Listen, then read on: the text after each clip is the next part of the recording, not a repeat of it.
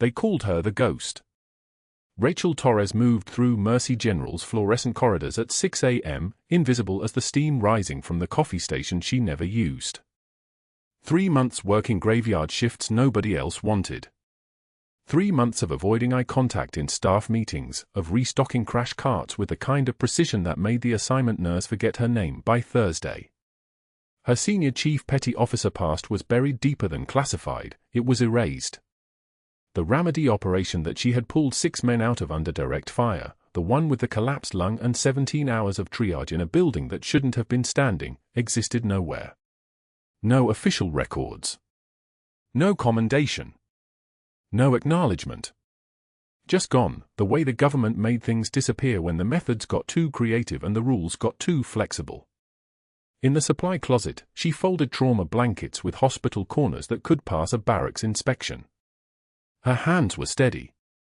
The tremor only came when she was alone, when the door was closed and nobody could see her fingers press against the fabric just a fraction of a second too long.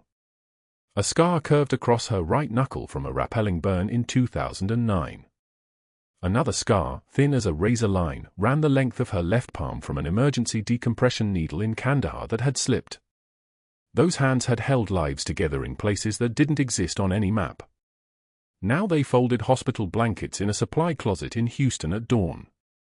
Her son David was a Ranger, 3rd deployment, and she couldn't tell anyone. His photo was taped inside her locker door where nobody saw it, David in his dress uniform, that same set the jaw and live composure she recognized as her own DNA. The pride she felt every morning when she opened her locker nearly broke her operational security oath. She had trained him to be invisible too, though he didn't know it. The skill was genetic. The secrecy was her inheritance. Rachel moved through the pre-dawn ER with the muscle memory of someone who had operated in spaces where daylight meant sniper fire. She noted details others missed. A patient's jugular vein distension that wasn't on the chart. A subtle work of breathing change in the guy in Trauma 3 that suggested early respiratory compromise. She documented everything. She volunteered nothing. The other nurses had stopped trying to include her in break-room conversations after the first month. They called her the Ghost because she floated between units like she was made of smoke, never forming attachments, never standing in one place long enough to cast a shadow. Dr. Marcus Hargrove arrived at Mercy General the same way he arrived everywhere, like an invading force that the institution had been waiting for permission to accept. Silver hair that looked expensive. A white coat pressed so perfectly it could cut. Shoes that clicked on tile with the rhythm of someone whose footsteps always commanded the room. He was 54 years old, had trained at Johns Hopkins and Massachusetts General, and he controlled Mercy General's ER like it was his personal fiefdom. The administrative director, Paula Vince, reported to him. The nursing supervisors managed upward through him. The resident physicians moved through their rotations knowing that one negative word from Hargrove in a reference letter could end their careers before they started. He had been there 8 months and had already fired 2 nurses for insubordination and forced 3 others to request transfers. His power came from the fact that he was competent enough to do the job and ruthless enough to make sure nobody challenged him. The hospital board had stopped asking questions around month 3. At 6:41 a.m., Hargrove walked into the ER and immediately started criticizing a third-year resident about bed assignments. His voice didn't raise. That was the terrifying part. His voice stayed perfectly modulated, perfectly calm, while his words dismantled the young physician in front of 4 nurses and 2 paramedics. By 6:49 a.m., the resident was nodding, apologizing, making notes. By 6:50 a.m., Hargrove had moved on to check a patient's chart, and the resident's hands were trembling as he walked away. Rachel, restocking the crash cart in the air supply alcove, instinctively took 2 steps deeper into shadow.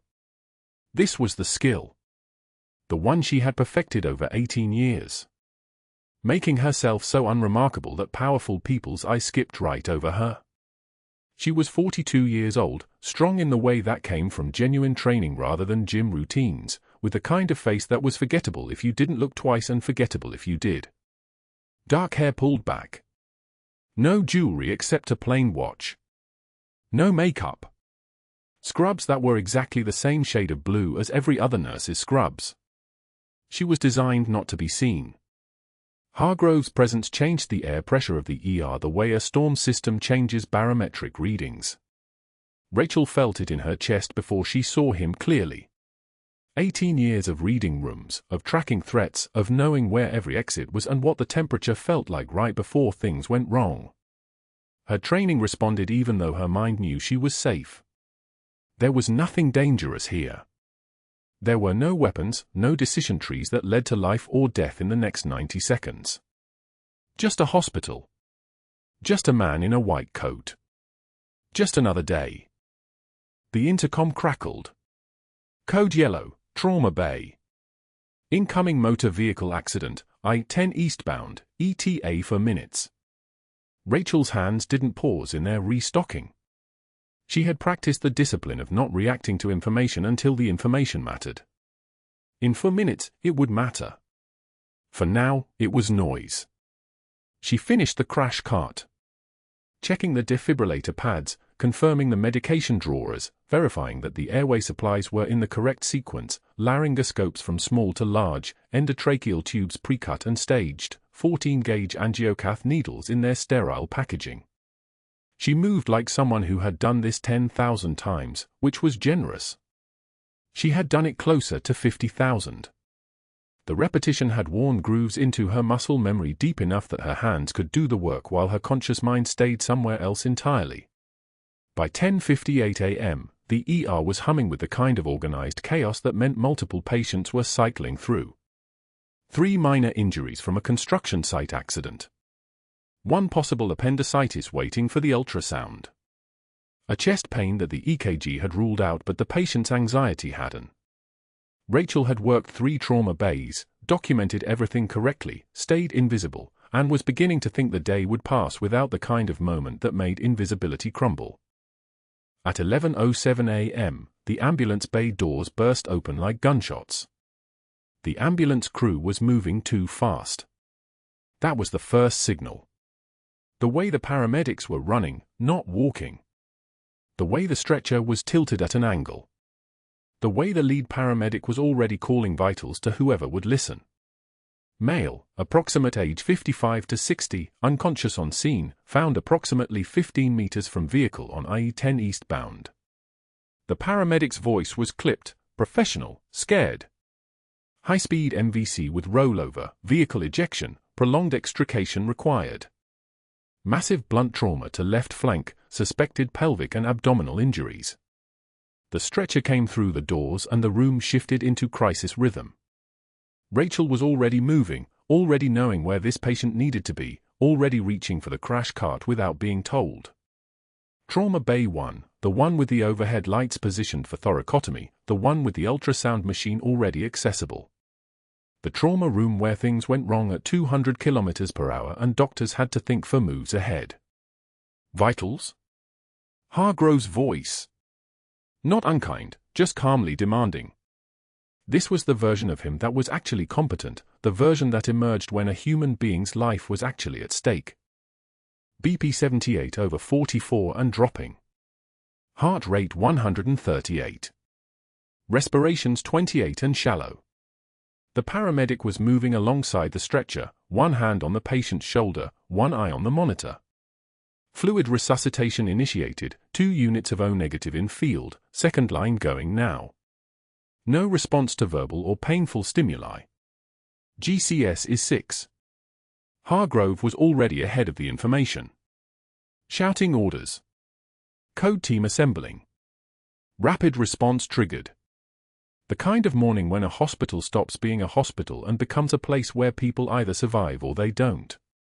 Rachel moved into the trauma bay and everything else disappeared. Not the fear. The fear was there, coiled and waiting, the way it always was in moments that required complete clarity. But the noise went away. The other people went away. There was only the patient and the information and the next correct step. The patient's left arm was exposed, hanging off the side of the stretcher, and Rachel saw it as they transferred him onto the hospital bed. A tattoo. Faded, the black lines blurred by time and sun and the kind of life that happened in deserts where the UV index could burn through layers of skin. A Ranger tab. 75th Regiment crest. Unit markings underneath that were partially obscured by the patient's positioning. Rachel's breath caught. She knew that tattoo. She knew that shoulder. She had seen that exact mark in a command briefing 14 months ago, in a frame of intelligence photographs, in a situation report that had been classified so heavily that only 12 people in the entire Joint Task Force were allowed to know the details. Major Eric Hayes. 75th Ranger Regiment. Her son David's commanding officer. The officer who had called her son every morning during the hardest weeks of the deployment to make sure the new Ranger wasn't thinking about anything permanent. The officer who had written the letter of recommendation that had helped David get selected for the advanced leadership course. The officer who had been there when David learned what it meant to be part of something larger than fear. And he was unconscious. Bleeding. Alone. No identification, no wallet, just a man with a tattoo and vital signs that were dropping faster than they should drop. She stood there with the 4 kit in her hands and felt the ground shift under her feet in a way that had nothing to do with the earthquake preparedness drills that hospitals were supposed to do. The room went dead silent. Rachel's hands froze on the EKG leads. There, stretched across Major Hayes's left shoulder like a faded watermark, was the scroll and tab of the 75th Ranger Regiment, the same insignia her son David wore with quiet pride on his Class A uniform. She leaned closer, her breath catching, and beneath the road rash and dried blood she recognized the architecture of his face, Major Christopher Hayes. The officer who commanded David's platoon. The man who'd sent her a handwritten letter when David earned his Ranger tab. The voice she'd heard exactly 3 times during deployment calls, each time assuring her that her son was solid, that he was safe, that he was coming home. Dr. Hargrove, Rachel said quietly, keeping her hand steady on the chest leads. This patient may be military. Unit tattoo here. We should contact Nurse Torres. Hargrove's voice cut like a blade. I don't recall asking for your investigative services. Your job is vitals and documentation. Not playing detective. The 2 residents exchanged glances, the kind that said they were watching to see if she'd push back. Rachel's jaw tightened but she didn't. She returned to work, her movements precise, clinical, invisible. If Hargrove noticed her recognition of Hayes, he didn't care. He barked orders about CBC and Taipan Cross as though she'd never spoken. Rachel documented everything, the massive internal bleeding from the IE-10 collision, the missing wallet, the absence of identification. But she also documented what she saw: a soldier. A commander. Someone who mattered. 2 hours later, after Hayes was stabilized and moved to the ICU, Rachel approached the unit clerk with quiet desperation in her voice. Could we run a photo through the VA database? For identification? The clerk, a young woman named Sophie who'd always been kind, hesitated. I'd have to ask Dr. Hargrove. Rachel nodded and walked away before she could see Sophie's nervous expression. She already knew what the answer would be. 15 minutes later, she was called to the ICU nurse's station. Hargrove stood there with 3 other physicians and 4 family members, a woman in her 60s with Hayes's chin, an adult daughter, a brother, and an elderly man Rachel assumed was his father. Hargrove held a printed form in his hand like a weapon. Nurse Torres, he said, his voice carrying across the station with surgical precision, did you attempt to access patient databases without authorization? The fluorescent lights hummed overhead, a steady, mechanical drone that suddenly seemed very loud. Rachel kept her voice level. I asked the clerk if we could help identify. You violated patient privacy protocols. Hargrove's eyes were cold. You photographed him without consent. You've created significant liability exposure for this hospital. I never took a photo, doctor. I only suggested. I've documented this incident, Hargrove interrupted, turning the form around so everyone could see. He walked to the unit board and posted it where all the ICU staff would see it during shift change. The header read in bold letters, "Disciplinary action, Rachel Torres, unauthorized patient advocacy." Hayes's wife made a small sound, confusion, maybe concern. The daughter whispered something to her brother. Rachel felt every eye in the ICU settle on her like weight, like judgment, like she'd done something shameful instead of something decent. She took one measured breath. In through her nose. Out through her mouth. The kind of breath she'd learned to take in a briefing room 17 years ago when classified operations were being discussed. The kind of breath that meant you were about to speak, and every word would matter. A single tear escaped her right eye. She didn't wipe it immediately, she let it sit there, visible, and then she brought her hand up slowly and removed it with the precision of someone disarming a device. When she met Hargrove's gaze, her voice emerged like steel sliding into a sheath. "Respectfully, Doctor," she said with devastating calm, "some debts transcend protocol." The station went absolutely still. Hayes's wife stared at her. The daughter's mouth opened slightly. Even the other physician seemed to stop breathing. Hargrove's face flushed. "Return to your assignment, nurse. We're done here." Rachel turned and walked back to Hayes's room. She didn't hurry. She didn't slow down. She moved like someone who had already made peace with her own obsolescence, and in doing so, she radiated something that made the gathered staff instinctively step aside. At 3 p.m. during her break, Rachel entered the staff lounge where first-season nurses sat with coffee and lunch containers. Marcia, who'd worked ICU for 18 years. Catherine, who'd trained Rachel on hospital systems during her first week. Janet and Kim, both competent, both kind. All four watched her sit down at the corner table. Then, without a word, no excuse, no explanation, they gathered their things.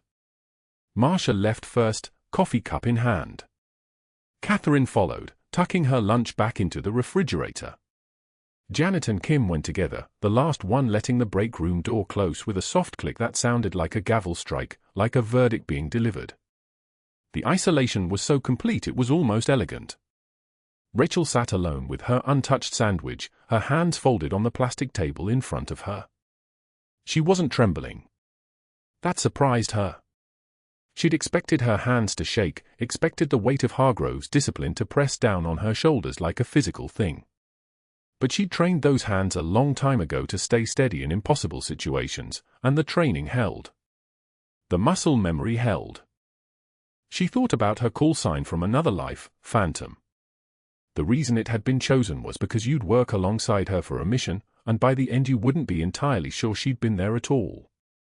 She'd fade into the background, complete her objective, and disappear like she'd never existed. That skill had kept her alive for 12 years across 3 continents. Now it was keeping her invisible at a hospital in Houston. She picked up her sandwich and ate it methodically, each bite a decision to continue forward, to endure another hour, another shift, another day of being dismissed and ignored and professionally isolated by a man who didn't understand that she wasn't hiding from her past. She was protecting everyone else from it. The lunchroom door opened. Rachel didn't look up. Sophie, the unit clerk, entered, grabbed something from the cabinet, and left without acknowledging anyone. In the micro-expression before she turned away, though, Rachel caught something of apology, maybe. Or respect.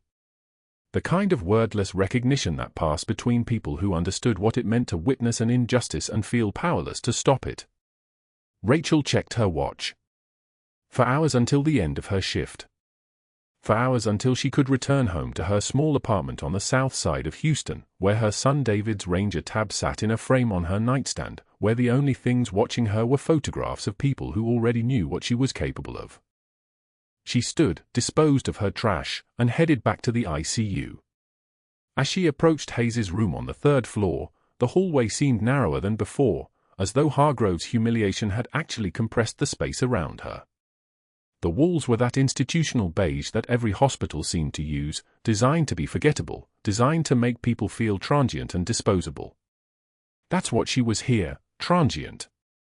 A temp. Someone whose presence could be eliminated with a formal write-up and a well-timed social exile. She pushed into Hayes's room and found his wife sitting in the vinyl chair beside his bed, her hand resting on his forearm. The machines beeped their steady rhythm. The ventilator hissed with mechanical precision. Everything was stable, everything was acceptable, everything was exactly as Dr. Hargrove had determined it should be. Rachel checked the monitors. She reviewed the chart. She noted his rising central venous pressure, something the day shift had documented as within acceptable parameters, which was the medical equivalent of ignoring a warning light on a dashboard because the car was still running. She said nothing. She documented her observations and left the room. But she did something else, too. As she moved between rooms for the next 6 hours, she passed Hayes's room every 30 minutes. She checked him. She watched his numbers. She listened to the language his heart was speaking, the message his body was sending in the form of muffled sounds and pressure changes and the subtle signs that something inside his chest was accumulating, building, preparing to fail. By 11 p.m., when she volunteered to sit with Hayes so his wife could get some rest, Rachel already knew what was coming. She could feel it the way you feel thunder before it arrives, a pressure change, a sense of impending violence, the gathering of forces that couldn't be stopped, only endured. She sat beside his bed in the darkness, watching the monitors paint their electronic picture of a man slowly drowning in his own blood. Hayes's chest rose and fell with the ventilator's rhythm. His face, even unconscious, carried the weight of command, the set of his jaw, the line of his shoulders, the way he occupied space as if he'd learned long ago that the world belonged to people who didn't flinch. "I know who you are, Major," she whispered. "My son David served under you. You're not alone here." She reached over and adjusted his pillow by less than an inch. It was a small gesture, meaningless by hospital standards, but it was something. It was care delivered in the margins, recognition offered in the dark where Hargrove couldn't see it and dismiss it and weaponize it. Hayes's eyelids flickered. Nothing more. But Rachel had learned a long time ago that survival often came in increments, in small acts that added up over time into something that mattered. She settled into the vinyl chair and waited for his body to tell her what his voice couldn't. She waited for the moment when everything would change, when protocol would collide with conscience, when she would finally have to choose between being invisible and being alive. The monitors hummed their mechanical song. Outside the hospital windows, Houston slept under a blanket of humid darkness. Inside Hayes's room, the machines beeped their steady rhythm, counting down the hours until morning, until the next shift, until something in his chest decided it had had enough. Rachel didn't sleep. She never slept when someone was dying. The cardiac monitor showed what Rachel already knew. Central venous pressure climbing. Cardiac output dropping. The numbers on the screen told a story her hands had learned to read in Ramadi, when she'd held bleeding operators and felt the exact moment the body begins to shut down. Hayes's oxygen saturation was still acceptable, 94%, but the trend was wrong. Everything about him was wrong. 2:19 a.m. The night shift moved through Mercy General like ghosts, fluorescent lights casting everything in the color of old bone. Most of the ER was quiet. Most of the ER always was at this hour. That was when Rachel worked best, when the noise stopped and she could hear what the patient was actually telling her. She checked Hayes's chest one more time, her stethoscope pressed where his heartbeat should have sounded clear. Instead, she heard muffled tones. Distant. Suffocating. The fluid accumulating in the pericardial sac was compressing his heart like a fist slowly closing. Cardiac tamponade. The body's way of drowning from the inside.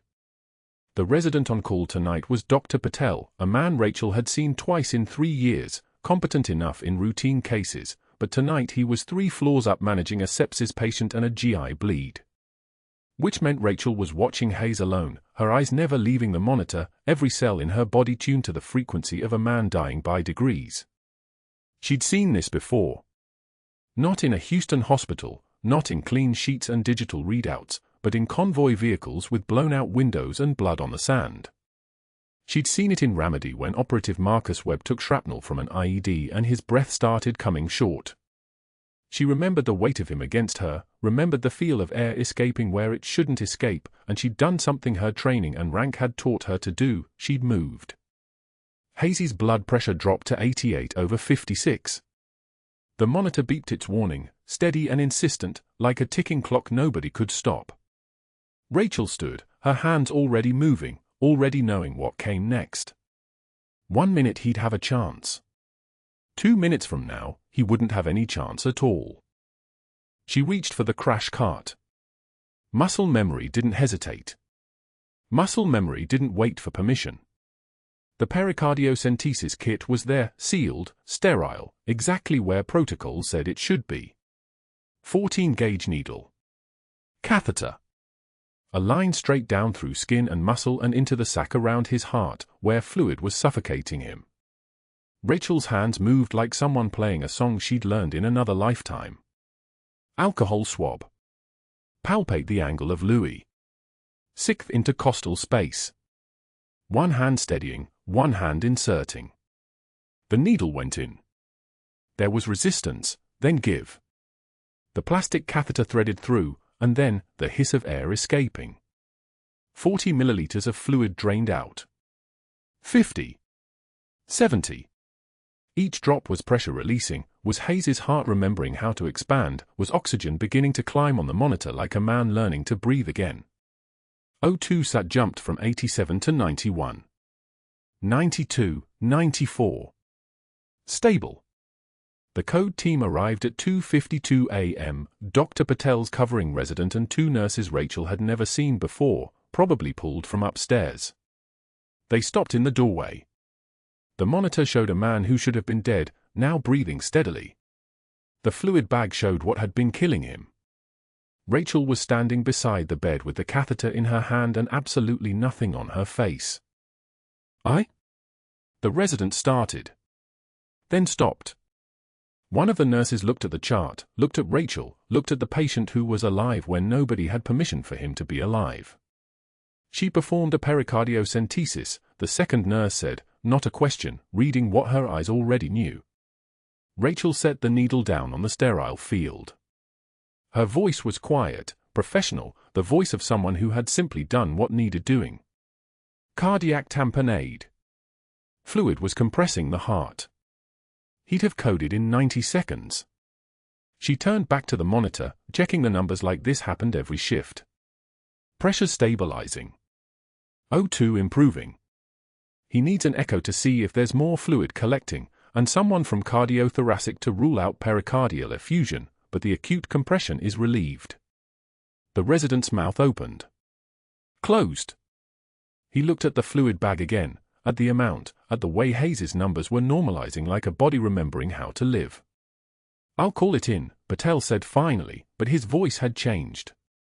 Something in it now was different than before. Something smaller. Rachel didn't sleep. She never slept when someone was dying. At 6:15 a.m., when the morning shift began, she documented every number, every minute, every milliliter of fluid she'd drawn. The chart was precise. The procedure was documented. Everything was written in the language that hospitals speak to hospitals, in the vocabulary that lawsuits and licenses understand. Dr. Hargrove arrived at 6:42 a.m. on a Thursday morning like any other, except it wasn't. He parked his silver BMW in a spot marked reserved and he walked through the automatic doors with the manner of a man who believed the building would reorganize itself around him if necessary. He did that. Buildings did. He had the kind of presence that made other people smaller by contrast. The night supervisor, a woman named Rodriguez who'd been running this ER for 15 years, was waiting for him in his office with the incident report. Rachel had seen Rodriguez's face when the Morning Star found out. Professional. Cautious. The look of someone who'd worked hospitals long enough to understand that the difference between a hero and a criminal was often just whose version of the story got written down first. Hargrove read the report once. Twice. His jaw moved in a way that suggested he was calculating.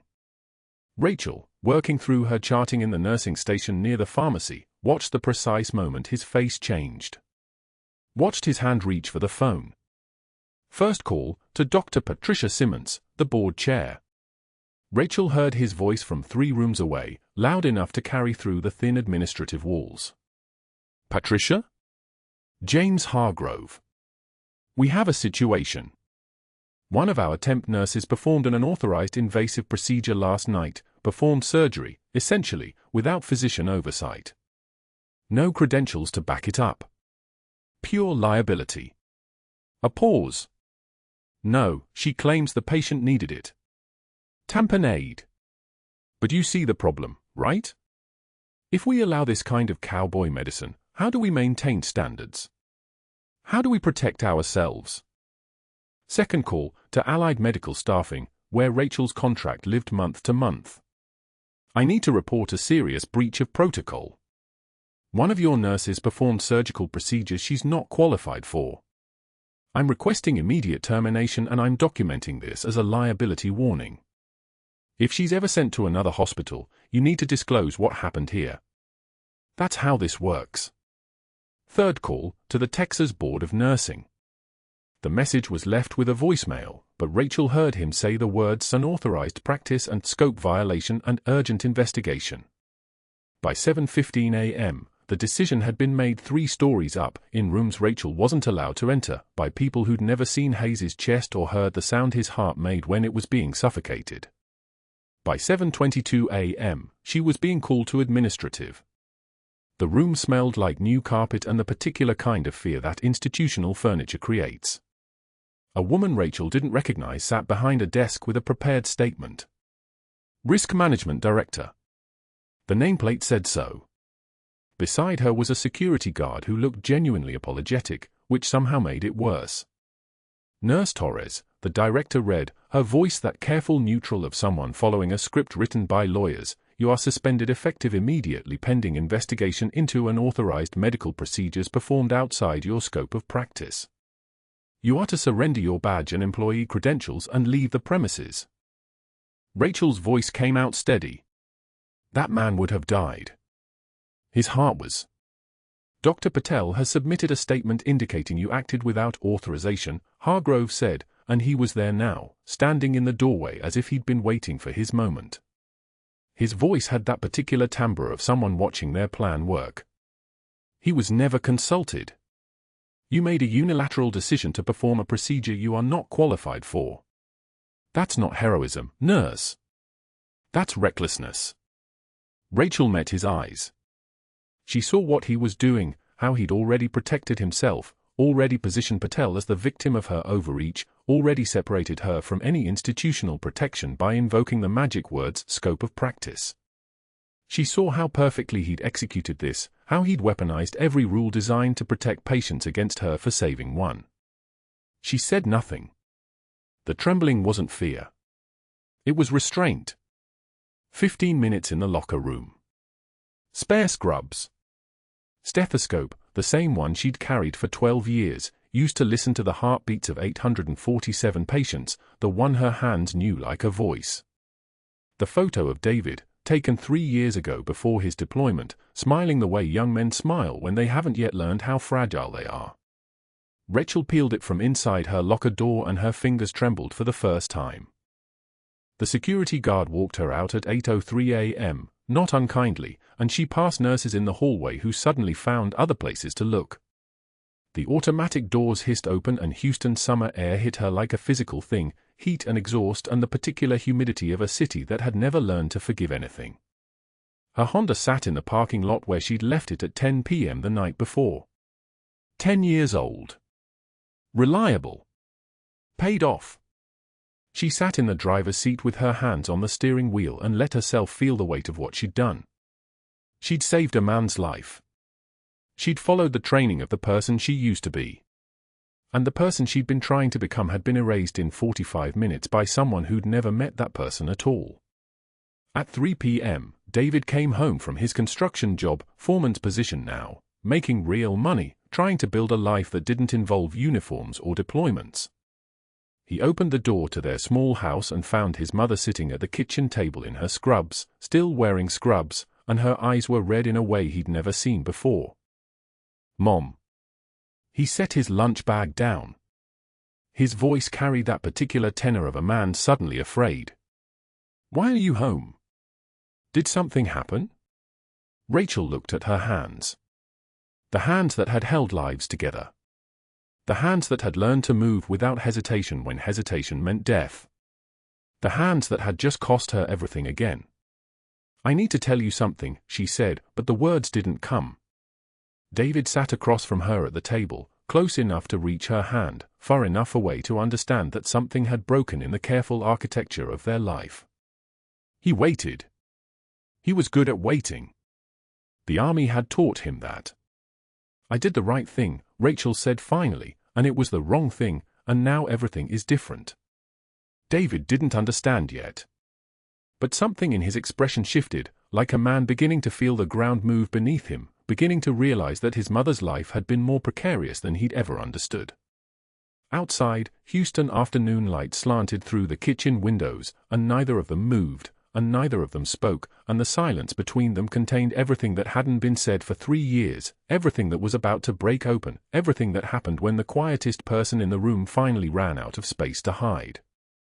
But that wasn't the worst part. The worst part was what they didn't know. The worst part was that the man she'd saved was the last piece of a story that was about to rewrite everything. Dr. Hargrove didn't waste time. By 7:15 a.m., before Rachel had even clocked out, his phone was already working, calls radiating outward like spokes on a wheel, each one designed to tighten the noose. First, the board members. His voice was measured, controlled, the voice of a man whose authority was about to be challenged and who intended to make sure it never happened again. "Gentlemen, we have a situation." A temporary nurse, unqualified and unstable, performed an invasive cardiac procedure without authorization last night. She's a liability. A lawsuit waiting to happen. I've already initiated termination protocols, but I wanted you to hear it from me first. The board members listened. They always did. Hargrove had been at Mercy General for 17 years, and 17 years of careful networking, strategic dinners, and favors owed meant that his word carried weight that Rachel's didn't. By 7:42 a.m., his calls had reached the temp agency that staffed Rachel, Staffing Solutions, headquartered in Dallas. The director, a woman named Patricia Morse, listened as Hargrove detailed Rachel's reckless endangerment and gross violation of patient safety protocols. He didn't mention that the patient lived. He didn't mention that the fluid compressing Major Hayes's heart would have killed him within hours.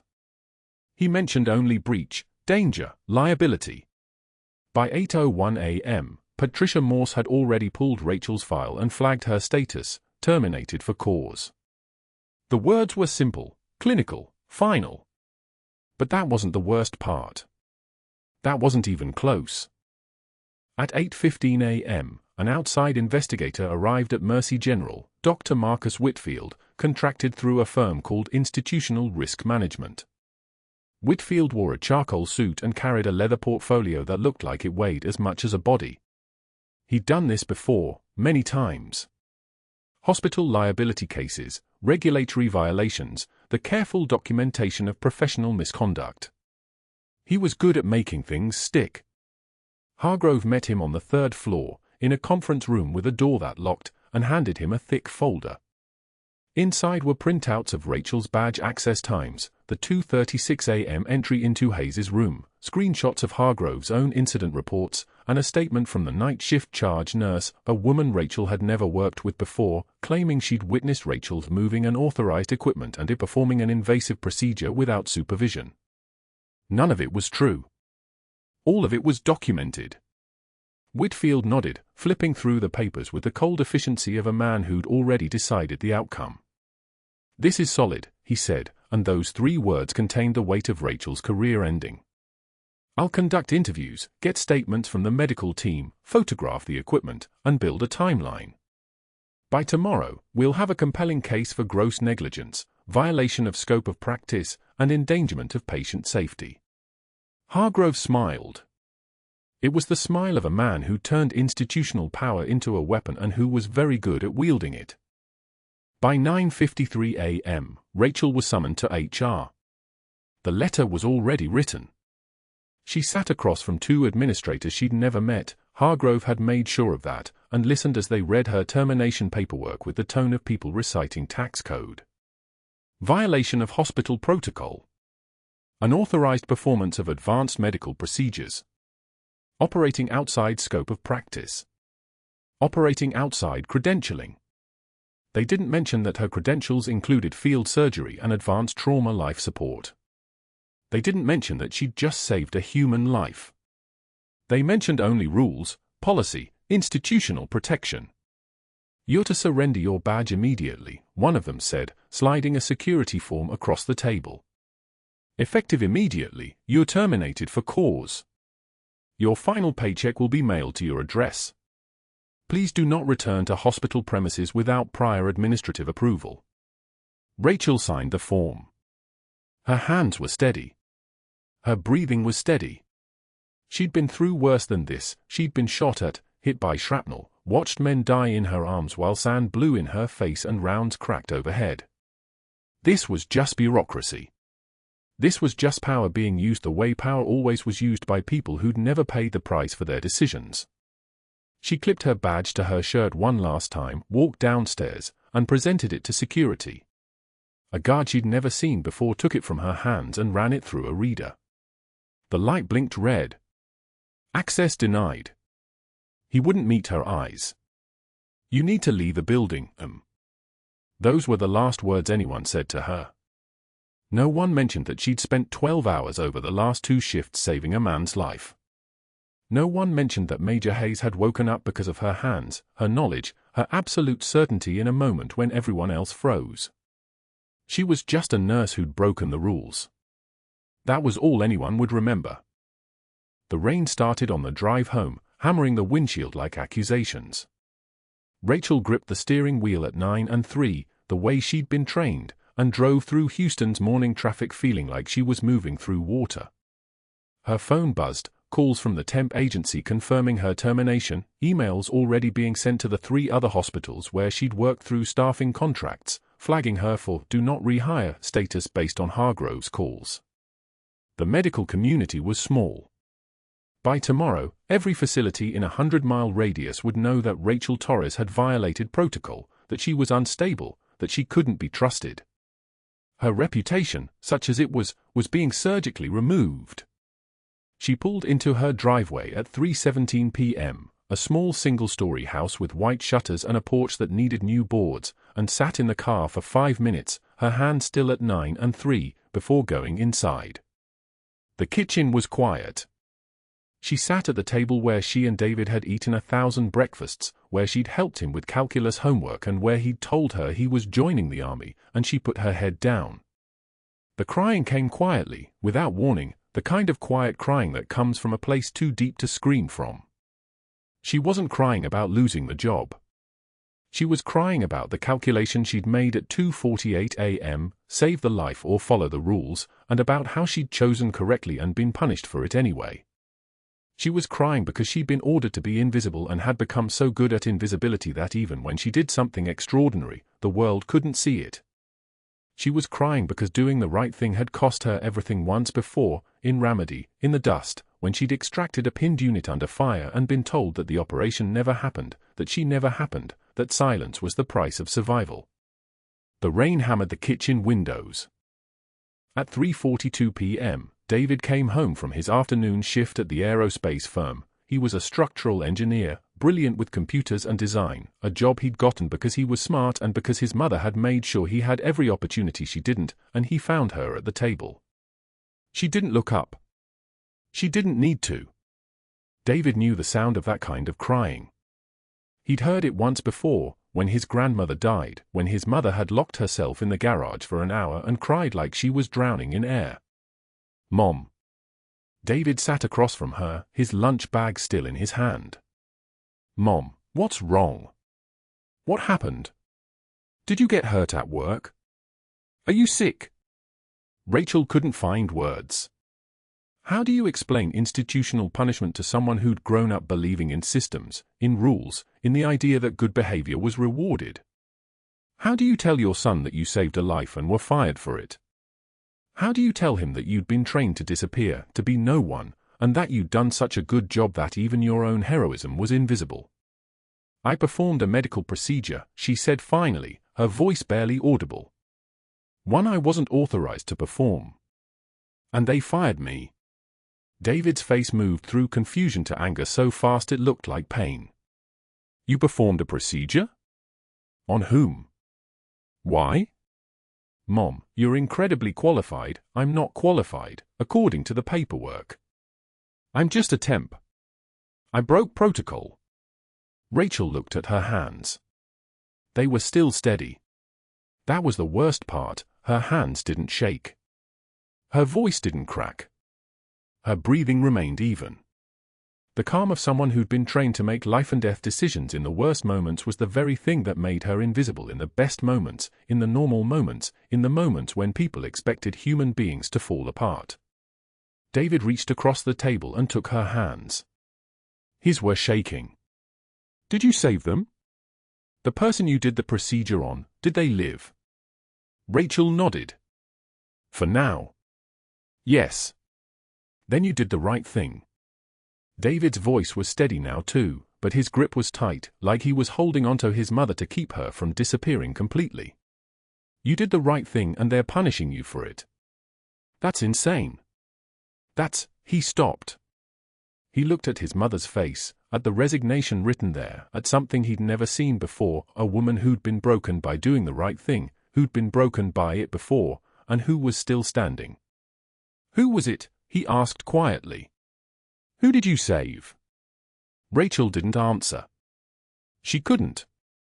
The patient's identity was still classified in her mind, still marked by the weight of security oaths and operational security and the understanding that some debts transcended protocols, transcended everything.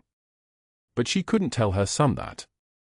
She couldn't explain why the man upstairs in the ICU at Mercy General, conscious now, healing, alive, was connected to memories she was supposed to have erased. Outside, the rain continued to fall, each drop a small percussion against the windows, and in that kitchen in Houston, a mother and son sat in the dark, holding hands, unable to speak about the thing that mattered most. The morning light filtered through the ICU blinds in pale stripes, and Major Hayes opened his eyes to find her standing at the foot of his bed. Not the blur of the code team. Not the emergency.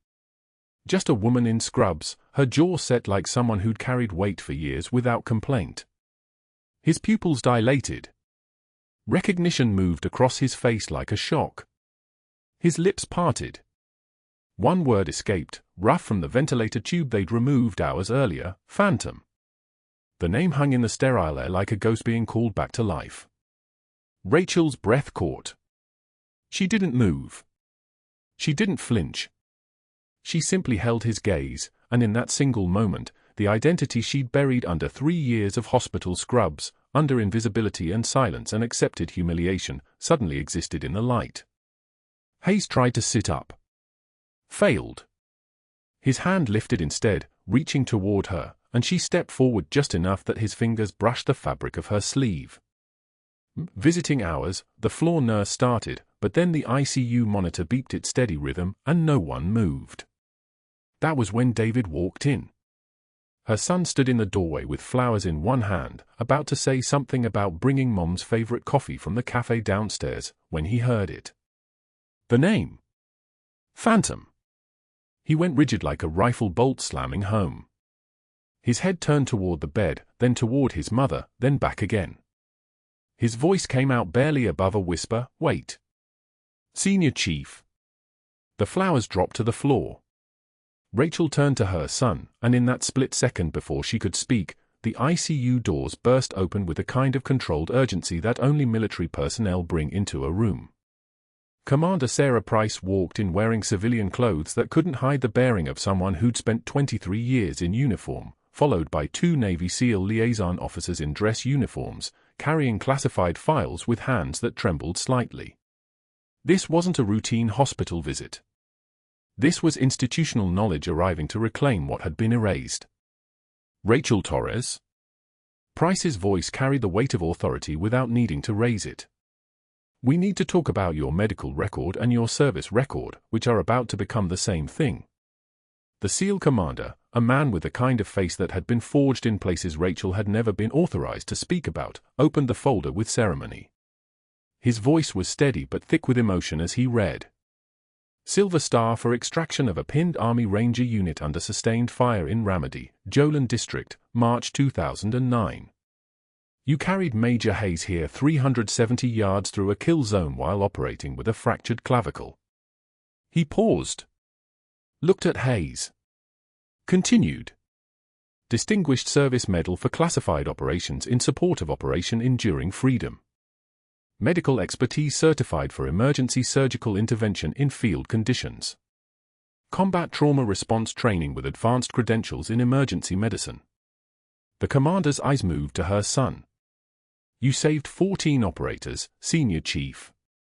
14 men went home because of decisions you made under fire. Dr. Hargrove stood at the far end of the ICU corridor, visible through the glass dividers, and Rachel watched as the color drained from his face like water through a compromised vessel. He'd been on his way to check on Hayes, to maintain his narrative of competent care. Instead, he was watching the architecture of his entire institutional authority collapse in real time. A woman he'd suspended for unauthorized patient advocacy was being decorated for classified war heroics. A nurse he'd humiliated was a decorated operator.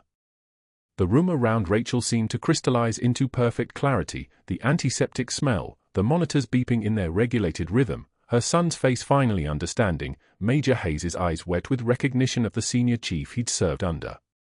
But that wasn't the worst part for Dr. Hargrove. That came 3 hours later when David Chen, the IT director with Marine Corps tattoos visible beneath his short sleeves, approached the hospital's administrative board meeting with a laptop and an expression of controlled rage. Chen had watched Rachel Torres being escorted out by security. Chen, whose father had been a medic in the Gulf War, whose brother had served with the 75th Rangers, whose entire family understood what service meant. Dr. Simmons, we have evidence of intentional misconduct, Chen said, and his voice was tight as piano wire.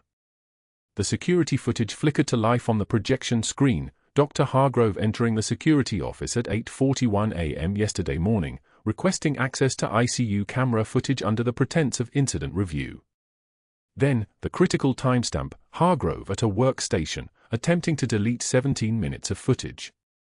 The exact 17 minutes showing Rachel Torres performing the pericardiocentesis that saved Hayes' life. Chen's jaw clenched. Our backup protocols flagged the deletion attempt. Every second is preserved. Every motion she made. Every time she was right. Board Chair Dr. Patricia Simmons leaned back in her chair, her hands folded. You attempted to erase evidence of her saving a patient's life. It wasn't a question. Hargrove's hands shook as he tried to explain the protocol justifications, the administrative concerns, but there was no innocent explanation for evidence tampering. By 4 p.m., he was escorted to his office by hospital security to collect his belongings, his white coat already stripped from his shoulders like a rank being revoked. Rachel watched from the ICU family lounge as he passed, his face the color of old gauze. For one moment their eyes met, and she held his gaze with the same devastating calm she'd offered him 3 days earlier. She didn't gloat. Didn't speak. Just looked at him, and somehow that quiet dignity was more devastating than any words could have been. David sat beside his mother, his voice small. All those times you knew exactly what to do, all those times you were so calm when I got hurt playing football, the time I got that infection from the wound, it was because you'd done it before. In war. Rachel took his hand. Her voice emerged steady as a surgical laser. I wanted to tell you every single day. But I was ordered to disappear, and I thought keeping you safe meant keeping you separate from that part of my life. David leaned his head on her shoulder. You're the strongest person I know, and I didn't even know it. Major Hayes, watching from his bed with his family gathered beside him, raised his hand in a slow, deliberate salute toward the glass. His movements were still stiff, still recovering, but the gesture was pure muscle memory and respect. Rachel returned it instinctively, her hand rising to her forehead, sharp as a knife edge. The salute of someone who'd earned it under fire. 6 months later, Mercy General's new Veteran Services Wing opened its doors, and Rachel Torres stood in her office overlooking Houston's skyline. The wing sprawled across 12,000 square feet, funded by emergency grants and community donations that poured in after her story went national. Priority ER intake for veterans. Military records coordination. PTSD counseling. Rapid VA liaison services. On her office wall hung two things: Major Hazy's faded 75th Ranger Regiment patch, the one she'd found sewn inside his jacket lining when she cut away his clothes during the code, and a photograph of David in his army dress uniform, Ranger tab on his shoulder, finally understanding why his mother's hands never trembled in a crisis. The hospital announced the new Phantom Protocol, an institutional framework for veteran medical advocacy with mandatory military-competent first responders. Within a year, 12 other Houston-area hospitals had adopted it. The quiet nurse who'd been erased by protocol had changed how an entire city treated the people who'd served. In a community college 3 miles away, Dr. Marcus Hargrove taught CPR fundamentals for minimum wage, his medical license suspended, his board certifications revoked. Evidence tampering. Patient care violations. A 30-year career ended because he couldn't recognize strength when it wore scrubs and said nothing. He watched the news coverage of Rachel's wing dedication from his small classroom, and he finally understood what he'd mistaken for weakness was the quietest form of power. The kind that didn't need to announce itself. The kind that just did what was right and let the evidence speak. Don't pick a fight with someone who has nothing left to lose, and Rachel Torres had already lost everything once and gotten it back. If you've ever been underestimated, if you've ever carried a secret that could change everything, subscribe and let us know in the comments, what would you have done in Rachel's position? And hit that like button if you believe the real heroes don't always wear the uniform, sometimes they just wear scrubs.